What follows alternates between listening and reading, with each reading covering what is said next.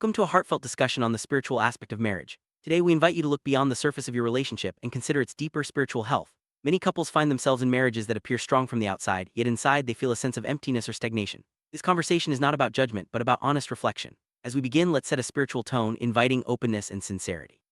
Through prayer and contemplation, we'll explore what it truly means to have a marriage that is alive in spirit, not just in form.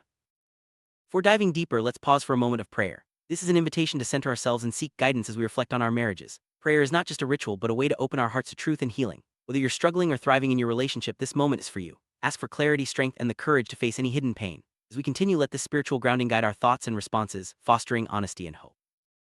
Marriage is more than a legal contract. It is a sacred covenant. This covenant is built on mutual commitment, trust, and the presence of God. When two people make vows, they are not just promising each other, but also inviting God into their union. The strength of a marriage lies in honoring these vows daily, even when challenges arise. Understanding marriage as a covenant helps us see its spiritual significance and the responsibility it carries.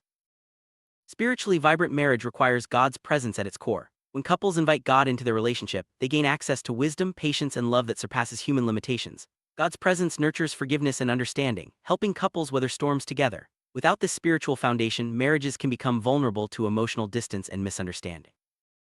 Over time, some marriages experience spiritual decay. This often begins with hardened hearts and a lack of repentance. When partners stop seeking growth or forgiveness, emotional walls rise. The outward appearance of unity may remain, but inside, the relationship suffers. Recognizing this decay is the first step toward healing and restoration.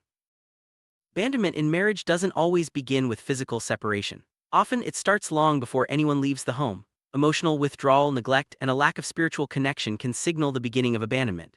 These subtle shifts can be just as damaging as a formal breakup, eroding trust and intimacy over time.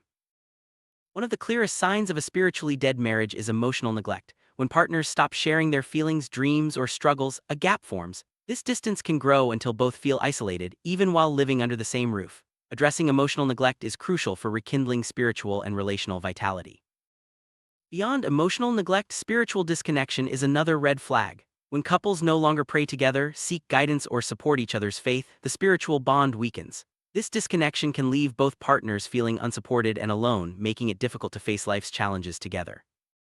It's easy to fall into the trap of maintaining appearances. Many couples continue to present a united front to friends and family, even as their marriage suffers behind closed doors. This focus on outward image can prevent honest conversations and delay necessary healing. True restoration begins with authenticity. There are three primary conditions that lead to a marriage breaking apart in God's eyes: abandonment, chronic hardness of heart, and covenant-breaking sins. Each of these conditions undermines the foundation of trust and commitment that marriage requires. Recognizing these issues is vital for honest self-reflection and growth. Abandonment isn't always physical. It can manifest as emotional or spiritual withdrawal, where one or both partners stop investing in the relationship. This lack of engagement can be deeply painful, signaling that the covenant is no longer being honored in spirit. A hardened heart can slowly destroy a marriage. When forgiveness is withheld and pride takes over, communication breaks down. Chronic hardness of heart makes it difficult to resolve conflicts or show compassion, leading to a cold and distant relationship. Covenant-breaking sins, such as betrayal or unfaithfulness, strike at the very heart of marriage. These actions violate trust and can be difficult to repair. Recognizing and addressing these issues is essential for any hope of restoration. Self-reflection is a powerful tool for growth. Take time to honestly assess your marriage. Are there areas where you've withdrawn emotionally or spiritually? Have you allowed pride or resentment to take root? Honest self-examination can reveal the path to healing and renewal. God values truth over appearances. A marriage that looks perfect on the outside may be spiritually dead if honesty and connection are missing. God sees beyond the surface, recognizing the true state of our hearts and relationships. Embracing truth is the first step toward genuine healing. Spiritual vitality is the heartbeat of a true marital covenant. It's what keeps love, trust, and connection alive. Without it, even the strongest-looking marriages can wither. Nurturing spiritual vitality means prioritizing prayer, forgiveness, and mutual support.